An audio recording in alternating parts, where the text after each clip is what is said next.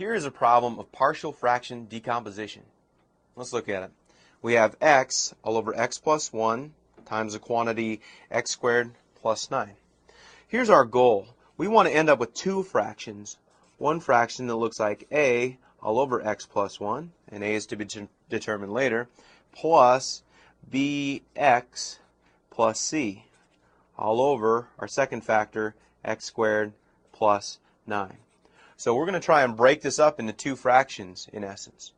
The way we'll do this is multiply both sides of the equation by our denominator on the left-hand side, which is x plus 1 times x squared plus 9. And as always, what we do to one side, we have to do to the other. So we're going to multiply the right-hand side by x plus 1 times x squared plus 9. And watch what happens here. By design, the x plus 1s will cancel out on the left. As well, the x squareds plus 9s will also cancel, leaving us with simply x. On the right, it gets a little bit dicey here. The x plus 1s will cancel out, leaving us with a times x squared plus 9. Don't forget to take it times the second fraction. Here, the x squareds plus 9s will cancel out, leaving us with a little bit of a mess here. Bx plus c times x plus 1. And now we have to simplify.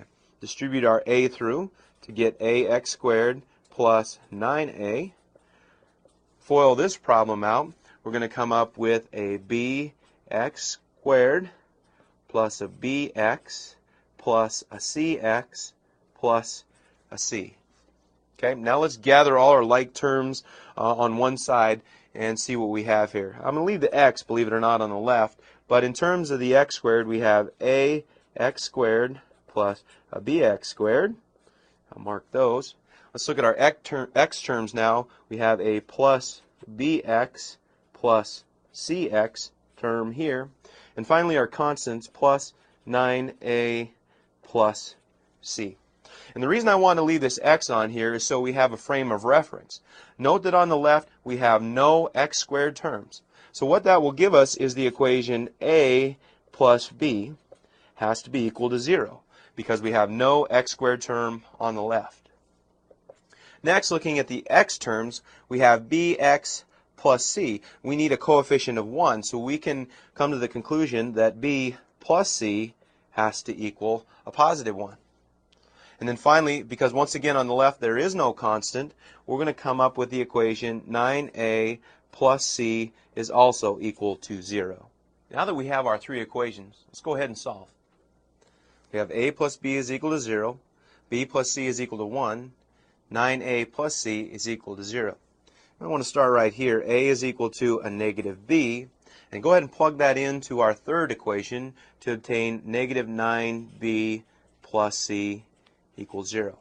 And now what we have are two equations in terms of b and c. Our new one here and our old one, b plus c equals 1. Let's go ahead and line those up here. Minus 9b plus c equaling 0. So we can solve that system using either the addition method or the substitution method. Let's go ahead and substitute. I'm going to solve for c in the first one. C is equal to 1 minus b. We can plug that into our second equation. From this we'll get a minus 9b plus 1 minus b equaling 0. And if we solve this carefully, we come up with a value of b is equal to a positive 1/10. And that is part of our solution. Okay. Now our goal is to come up with a and c, and this will finish out the problem.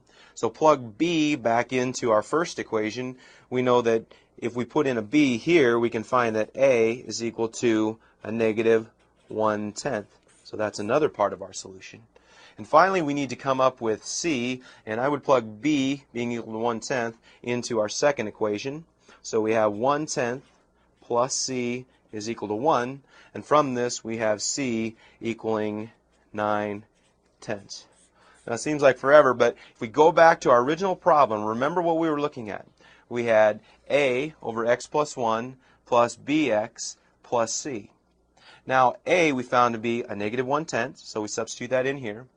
B we found to be a positive 1/10, and that's our coefficient on the x term.